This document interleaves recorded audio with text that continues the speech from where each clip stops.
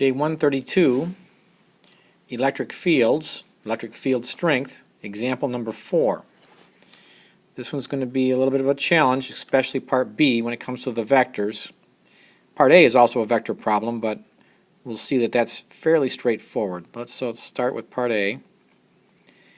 We have two charges, a 3 microcoulomb charge and a -6 microcoulomb charge.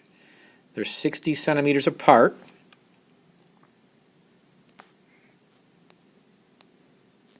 And we'd like to determine the electric field strength at a point halfway between them, midway between them. Once again, there's nothing there. The location is right here where the little blue dot is, or up a little, maybe a little X there so you can see it better. That's 30 centimeters from each of the given charges. There's nothing there. We just want to figure out what the field strength is right there. If indeed we did put a charge there, what kind of force it might experience.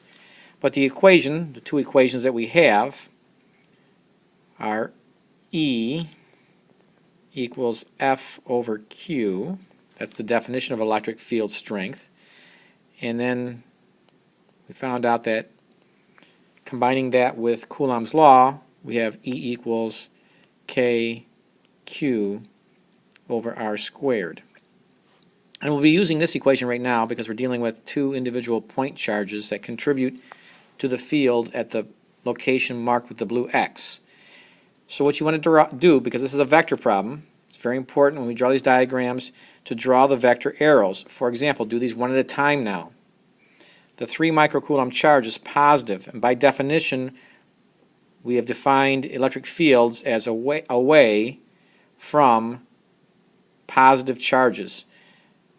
So if we were to look at location with the X with respect to the 3 microcoulomb charge, there would be a field pointing in this direction. I'm going to call that E sub 1. That's due to the 3 microcoulomb charge. There's no force there yet, but if there were a charge there, a positive charge there at the X, the force would be in that direction to the right, because a positive source, the source charge here is 3 microcoulombs, would repel another positive particle at that location with the X. I can calculate E sub 1. I'll do that over here. E sub 1 is simply plugging into the KQ over R squared, so 9 times 10 to the 9th times the 3 microcoulombs. 3 micro. I will remember to put in 10 to the -6th for micro when I compute this on my calculator, divided by the distance squared, which is 0.30 meters because it's half of the 60. Don't forget to square that. So you might want to check this with your calculator, but when you plug those numbers all in, I end up with 3.0 times 10 to the 5th newtons per coulomb in the direction I have indicated with that red arrow on the diagram. It's a vector. It's towards the right. I'm going to repeat this process now for the other charge. I'm going to ignore the 3 but look at the -6 now. Once again, by definition, electric fields are always toward a negative source. The source here is a -6. If I put a positive particle at the blue X, it would be attracted towards the -6. I'm going to use a blue vector arrow this time. And I am going to take a shortcut because I know the distance is the same. It's still 30 centimeters. I know that the blue field, these are not forces, these are fields, but they're vectors that point in the similar directions that the forces would be. I would call that E sub 2.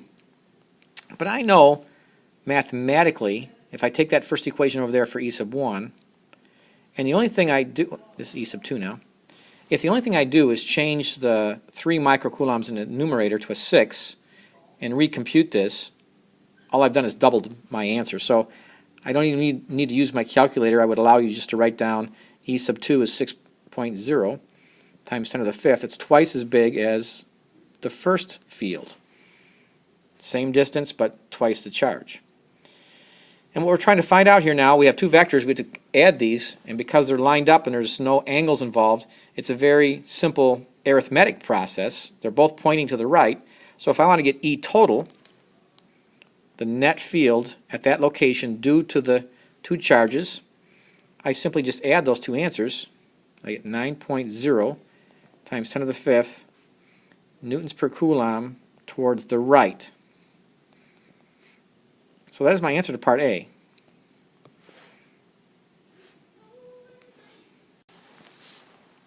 Part B will be a little bit more of a challenge based on the nature of the vectors here.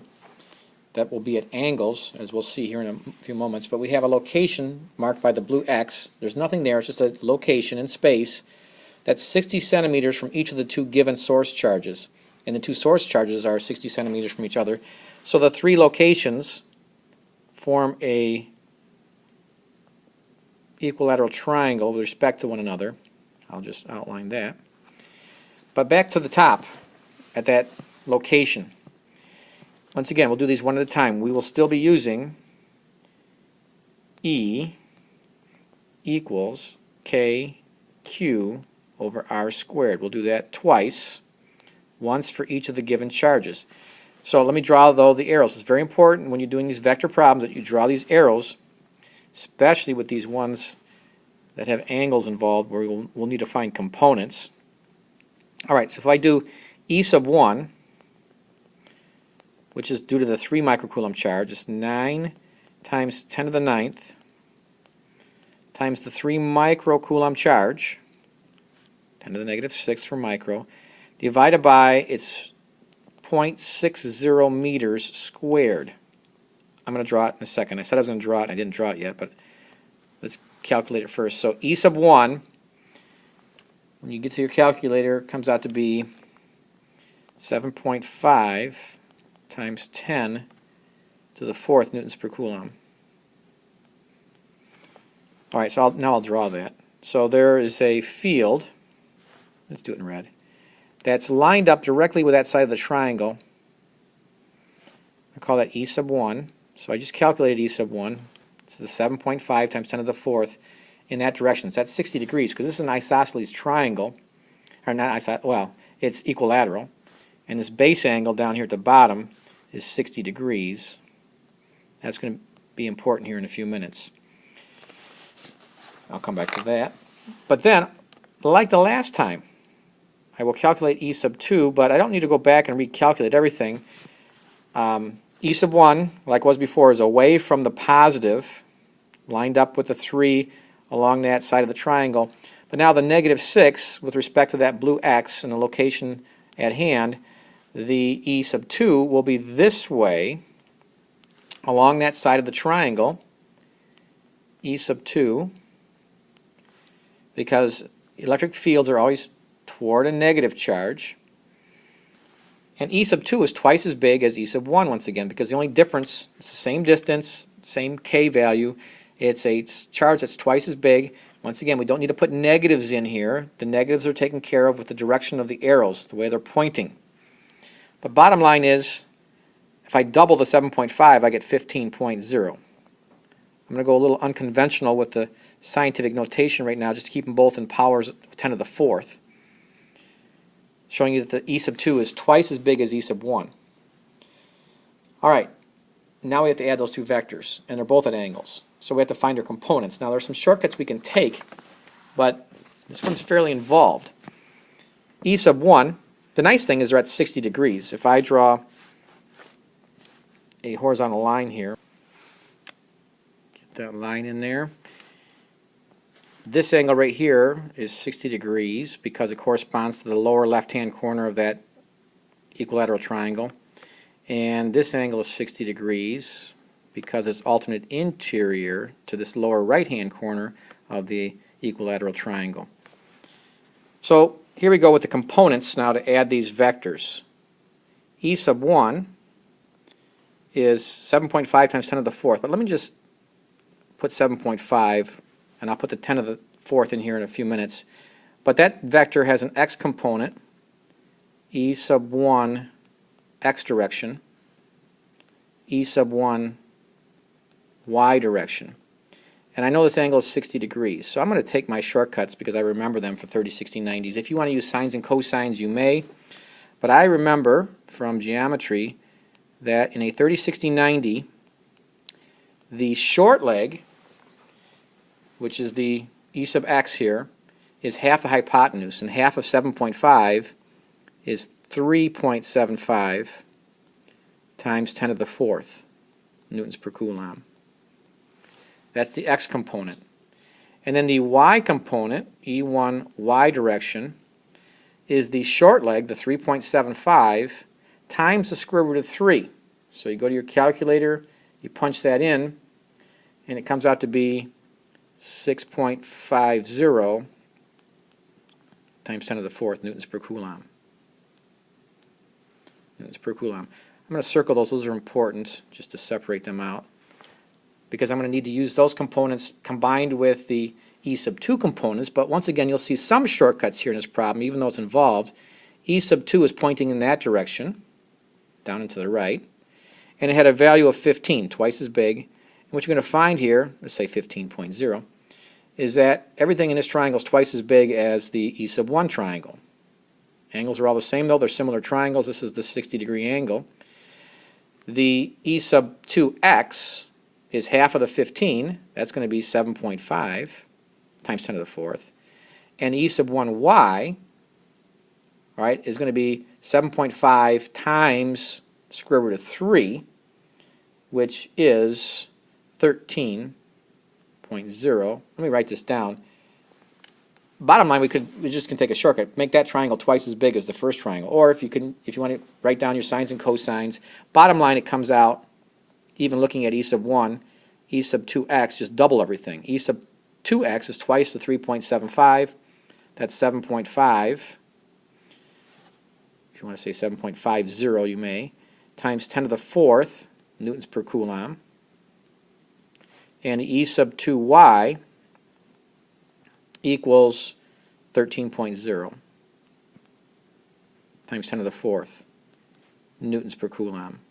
Once again, both those numbers are twice as big as the values for e sub 1, because the magnitude of e sub 2 is twice as big as e sub 1.